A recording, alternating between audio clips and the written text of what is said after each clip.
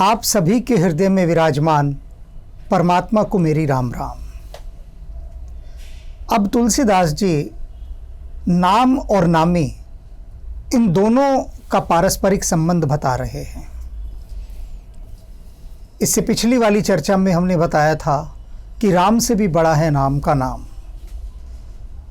तो ये राम से जो बड़ा है राम का नाम, इस पर अब थोड़ी गहराई में गोता तुलसीदास जी मार रहे हैं।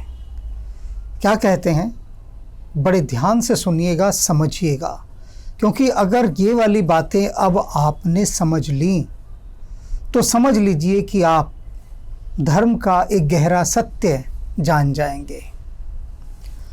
समुझत सरस नाम अरुनामी, प्रीति परस्पर प्रभु अनुगामी, नाम रूप दुई इस उपाधि, अकथ अनादि सुसमुझ साथी।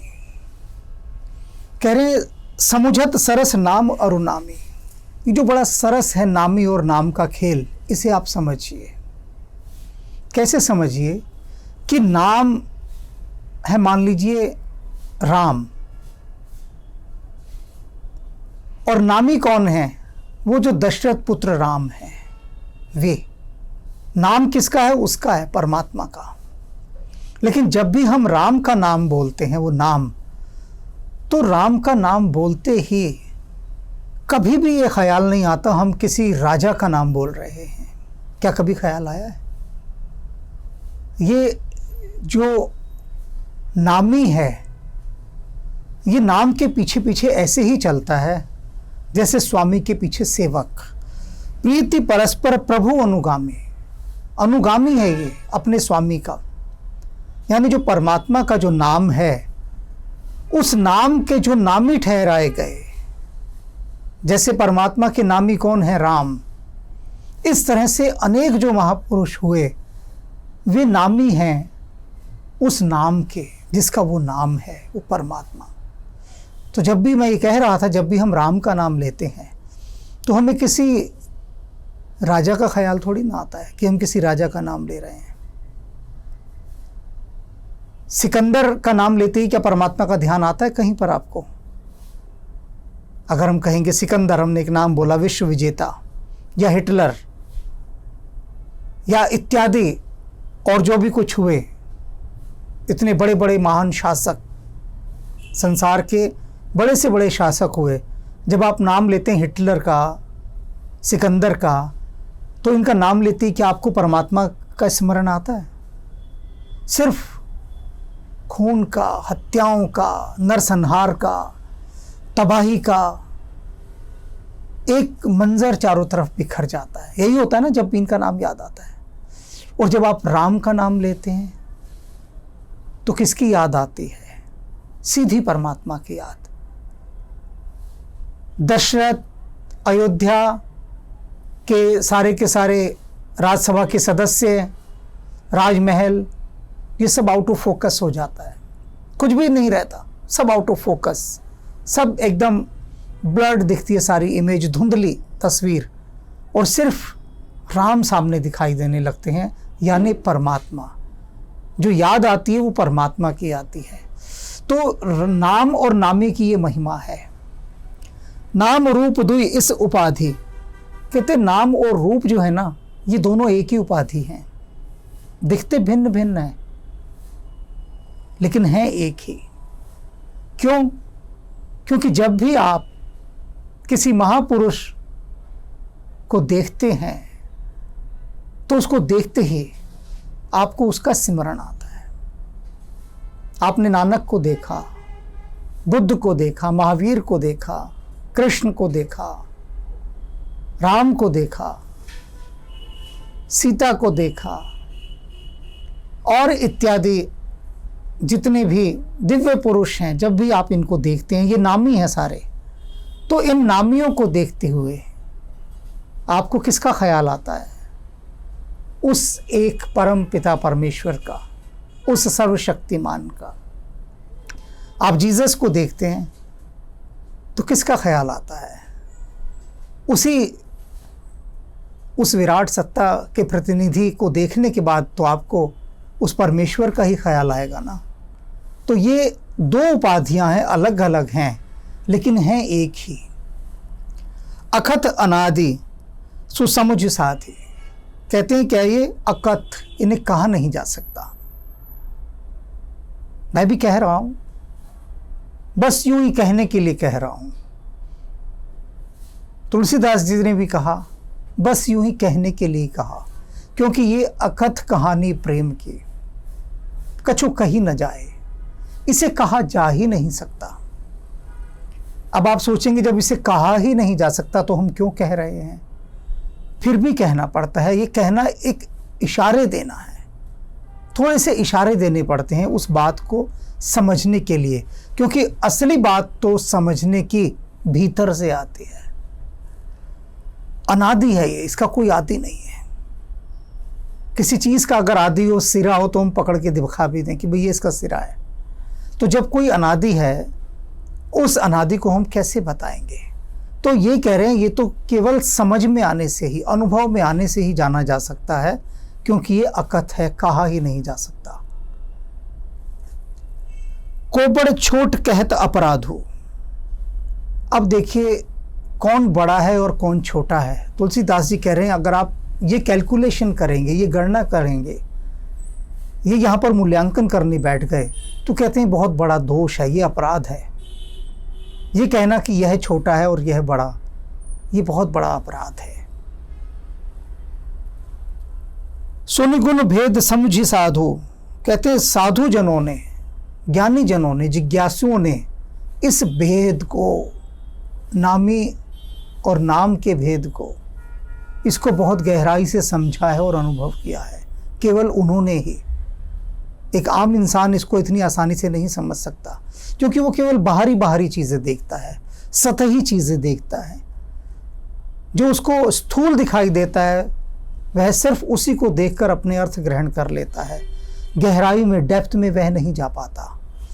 तो गहरे में गोता कौन मारते हैं? जो गुणी जन हैं, जो गुणों के पारखी हैं, जो मर्म को समझते हैं। देख ही रूप नाम अधीना। कहते देखो जो रूप है और नाम है वो अधीन है, उसके रूप नाम के अधीन है। जब तक नाम नहीं होगा आप उस रूप को जान नहीं सकते कि क्या, किस चीज़ का ये इसमें वर्णन किया जा रहा है। इस बात की और अधिक विस्तृत व्याख्या अगली पंक्तियों में तुलसीदास जी करेंगे। रूप ज्ञान नहीं नाम विहीना। और जो रूप है,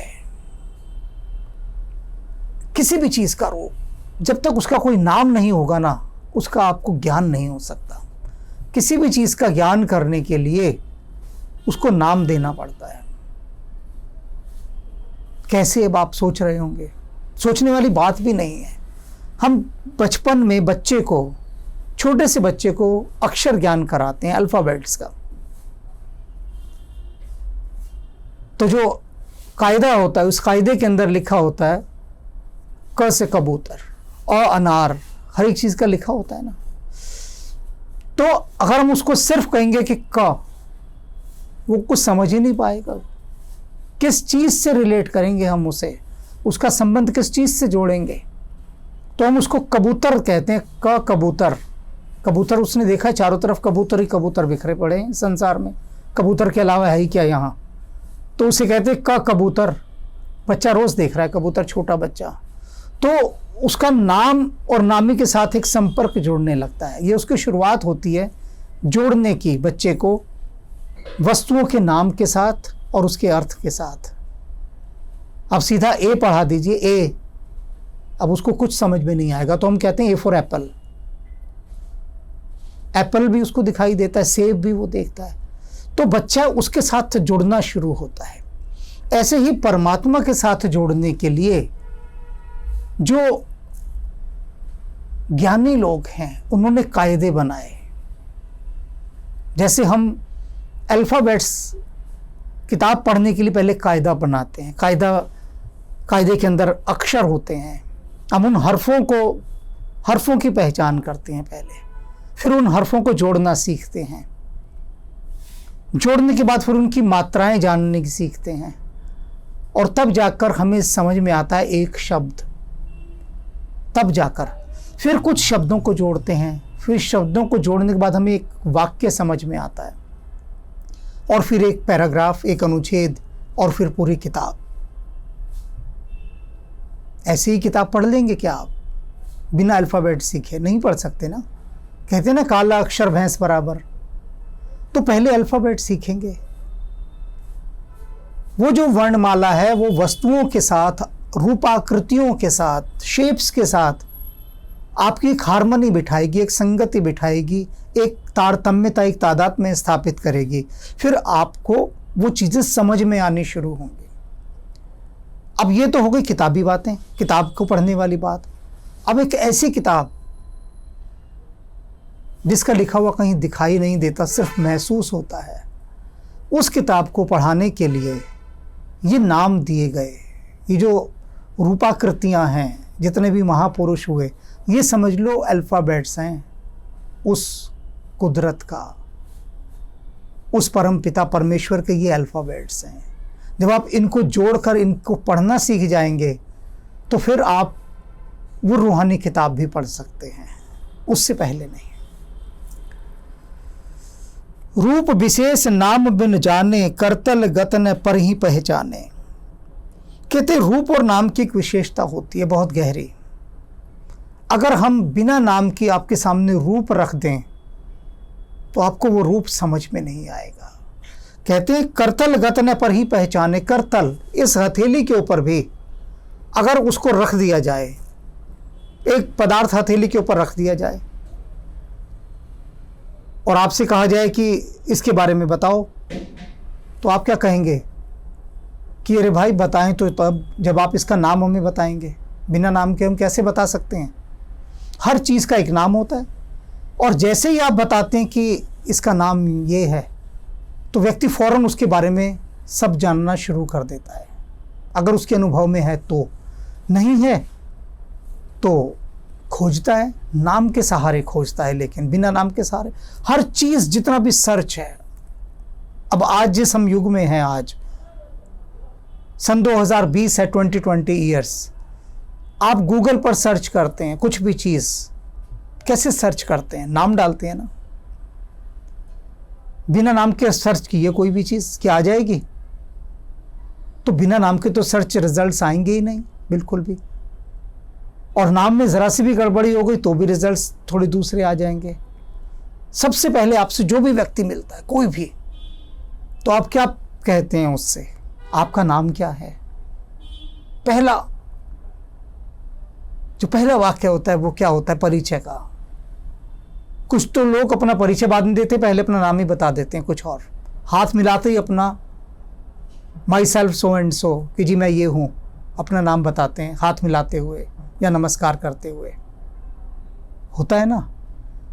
अब आप देखिए कि नाम की कितनी महिमा है, कि हर जगह नाम, हर जगह नाम। आपका रेल रिजर्वेशन होना है, एयर टिकट्स हैं, कुछ भी है, सबसे पहले नाम आता है। फिर नाम के बाद उसका रूप आ जाता है उस व्यक्ति का। तो नाम के माध्यम से आप उसके रूप को पहचानते हैं। बिल्कुल यही खेल यहाँ पर है कि जब हम नाम लेते हैं राम का, तो राम का नाम लेते ही उस विराट सत्ता का, वो जो परमपिता परमेश्वर है, उसका हमें स्मरण आ जाता है, उसकी याद आ जाती है।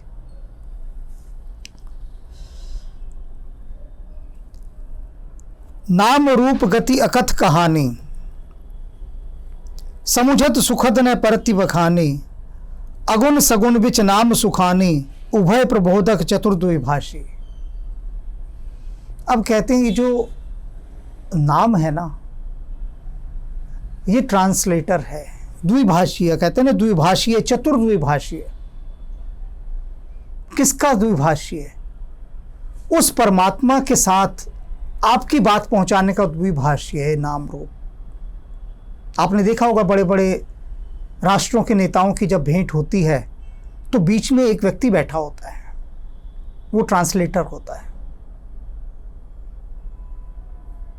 आप बात कर रहे हैं भारत का प्रधानमंत्री यदि जापान के प्रधानमंत्री के साथ बात कर रहा है तो हमारा प्रधानमंत्री को तो जापानी भाषा नहीं आती, और जापानी देश के प्रधानमंत्री को भी भारत की भाषा नहीं आती, तो क्या होता है, बीच में एक अनुवादक बैठा होता, द्विभाषी है, जो दोनों भाषाओं को जानता है। वो फिर इनकी बात सुनता है, उन तक पहुंचाता है, और उनकी बात सुनकर इन तक पहुंचाता है। तो कहते हैं ये जो जितने भी गुरु रूप हैं, गुरु, महापुरुष, दिव्य पुरुष, ये वही द्विभाषीय हैं। हम इनके माध्यम से परमात्मा के साथ जुड़ते हैं, क्योंकि इनको वो भाषा आती है जो परमात्मा तक पहुंचती है, वो भाव की भाषा, उस भाषा के ये ज्ञानी है। बिन गुरु ज्ञान कहाँ से पाऊं, प्रत्येक क्षेत्र में गुरु चाहिए ना। तो ये जो सगुण और निर्गुण का भेद बताने वाले हैं, ये नाम रूप हैं सारे के सारे, और इनकी अखत कहानी है। नाम रूप गति अखत कहानी, अगुण सगुण विच नाम सुखाने।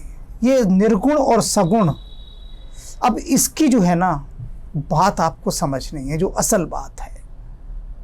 सारा झगड़ा इसी बात का है, सारा विवाद इसी बात का है, क्योंकि ऊपर इन्होंने कहा है को बड़ छोट कहत अपराधी। कौन बड़ा है कौन छोटा है, इसकी बात जो करते हैं, इसका जिक्र जो करते हैं, वो दोषी हैं, वो अपराधी हैं। कोई कहता है निर्गुण परमात्मा बड़ा है, कोई कहता है सगुण बड़ा है। अब सगुण और निर्गुण को समझ लीजिए। साकार और निराकार, साकार वाले वो लोग कहे गए जो मूर्ति पूजा मानते हैं, जो आकार में भरोसा करते हैं। वो कहते हैं जब तक हम रूपाकृति नहीं देखेंगे हमारी भक्ति नहीं हो सकती। तो उनको परमात्मा की एक प्रतिमा चाहिए, उस प्रतिमा के सामने बैठकर वो उसको याद करते हैं।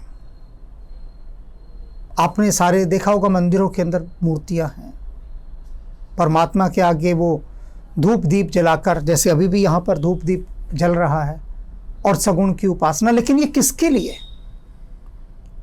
ये जो साकार रूप की परमात्मा की हम उपासना कर रहे हैं, किसके लिए? उसकी याद आने के लिए जिसका कोई रूप रंग नहीं है। ये द्विभाषीय हैं, उन तक हमारी बात पहुंचाने वाले, इनके माध्यम से हम उन तक अपनी बात पहुंचाते हैं। जैसे चांद है, चांद क्या है? चांद सूरज और हमारे बीच का द्विभाषीय है, ट्रांसलेटर है। सूरज की रोशनी को चांद पीता है और हम तक फिर पहुंचाता है।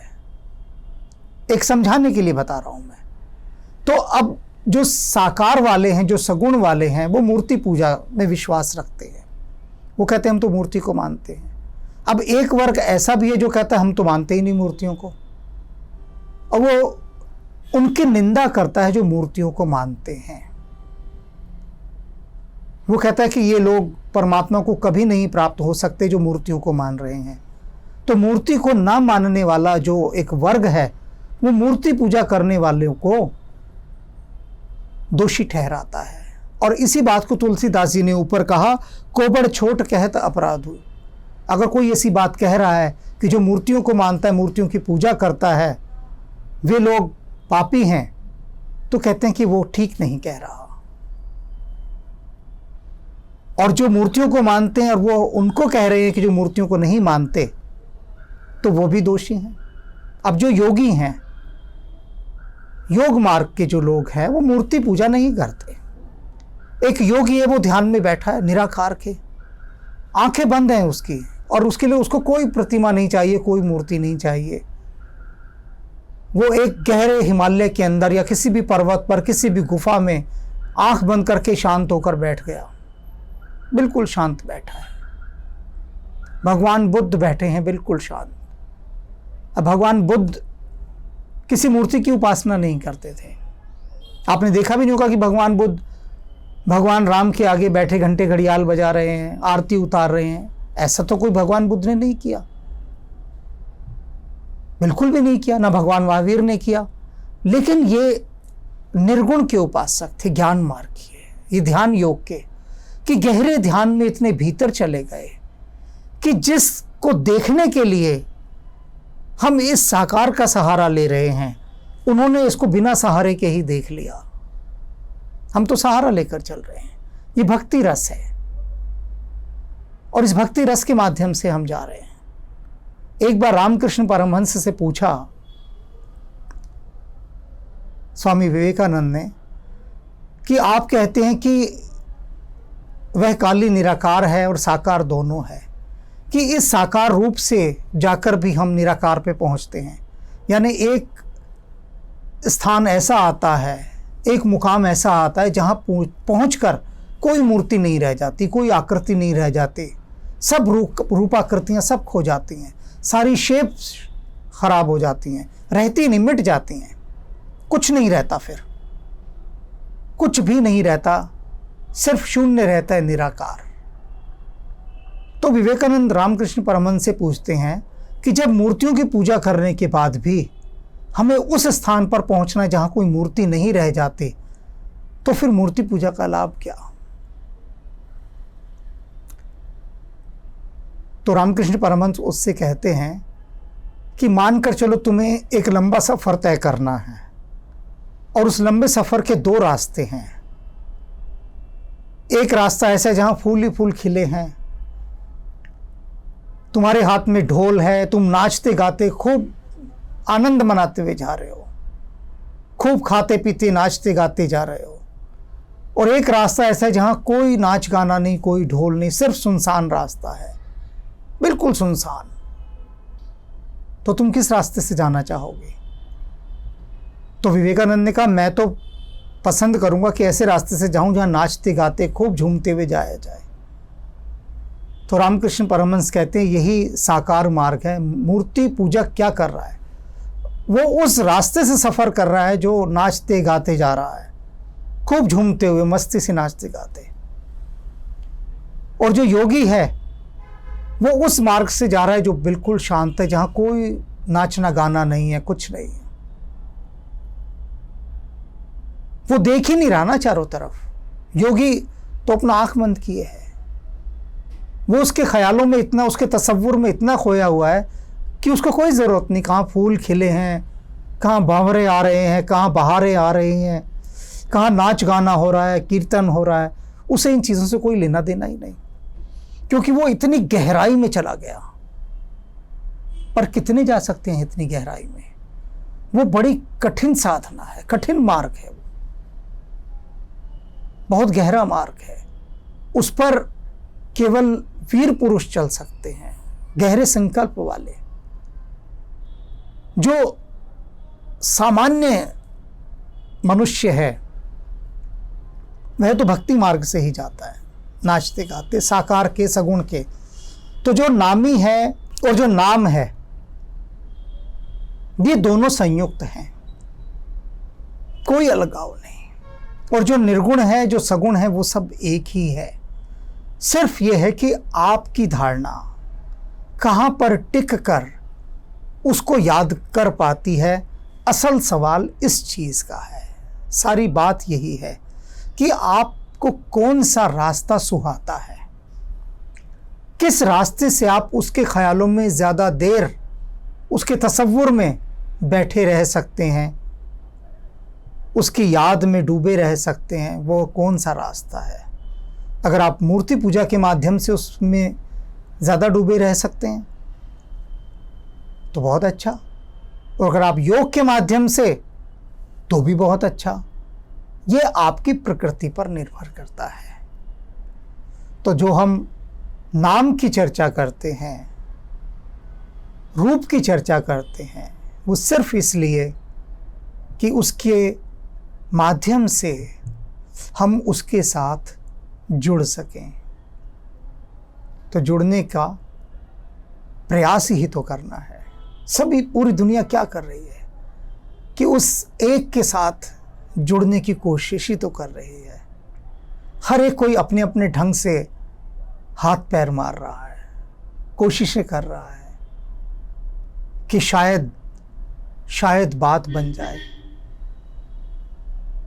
किसी भी तरह से। तो आप भी कोशिश कीजिए, शायद बात बन जाए।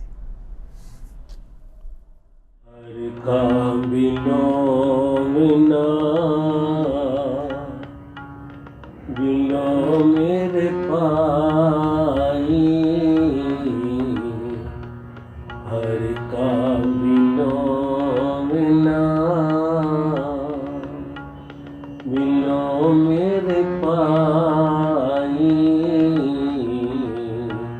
हर का मिलो मिला, सहज बिलो जैसे तत ना जाई, हर का बिलो बिना।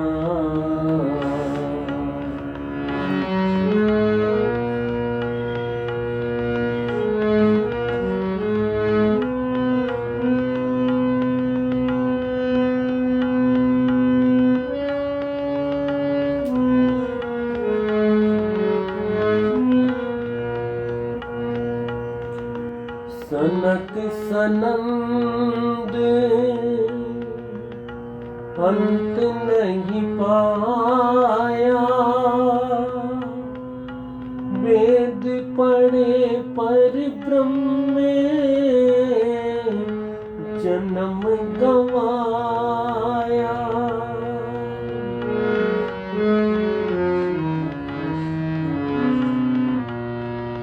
सनक सनंद अंत नहीं पाया,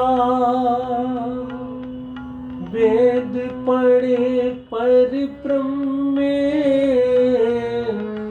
जन्म गवाया, जन्म गवाया।